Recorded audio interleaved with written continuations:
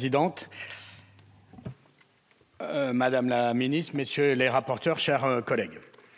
Faute d'une politique de logement ambitieuse, notre pays s'enfonce année après année dans une crise toujours plus profonde.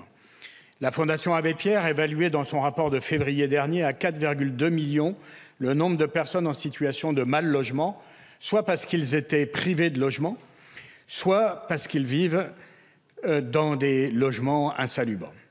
Les demandes de logement social sont 4 à 5 fois supérieures à l'offre disponible annuellement et le parc locatif privé se rétrécit compte tenu de l'emprise croissante des meublés touristiques et des résidences secondaires en zone tendue. Nous avons déjà abordé ce sujet.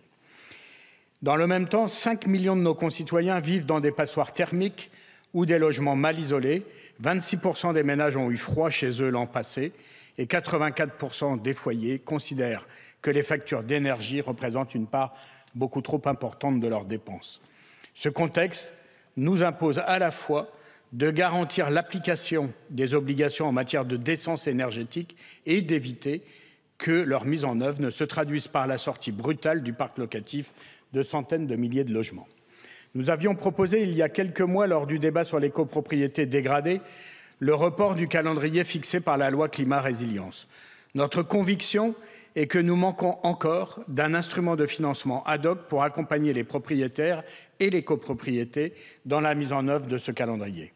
Il faut, dans le même temps, reconnaître que la rénovation énergétique d'un certain nombre de logements peut se heurter à des difficultés techniques insurmontables ou encore à l'exigence préalable de travaux dans les parties communes des immeubles en copropriété.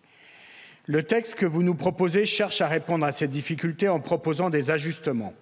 Nos débats en commission ont permis d'améliorer significativement la rédaction initiale. Nous nous félicitons de l'adoption de nos amendements qui visaient à prévenir les tentatives des propriétaires ou des copropriétés de se soustraire à leurs obligations. L'impossibilité d'atteindre les critères de décence fixés par la loi devra désormais être attestée par un homme de l'art. Les copropriétés qui auraient voté des travaux devront fixer un délai raisonnable pour leur réalisation. Nous proposerons tout à l'heure dans le débat de préciser ce point en fixant un délai raisonnable de 3 ans maximum. C'est un délai que nous jugeons amplement suffisant pour que tous les fonds de travaux aient été payés par les copropriétaires et perçus par le syndic. En outre, si ce délai s'avérait objectivement trop court dans une situation donnée, ça peut arriver, il sera toujours possible au juge de ne prononcer aucune sanction. Nous proposerons encore la suppression des dispositions de l'alinéa 8 qui prévoit que le locataire qui fait volontairement obstacle aux travaux ne puisse pas par la suite demander une diminution de son loyer. Le locataire ne pouvant s'opposer à des travaux en cours de bail, nous persistons à juger cette précision inutile. Si nous approuvons donc les grandes lignes et les équilibres trouvés dans ce texte d'urgence et les précautions prises pour pallier les stratégies d'évitement des propriétaires de mauvaise foi, nous resterons bien sûr, c'est normal, attentifs au sort qui sera réservé à nos amendements restant en discussion. Je vous remercie.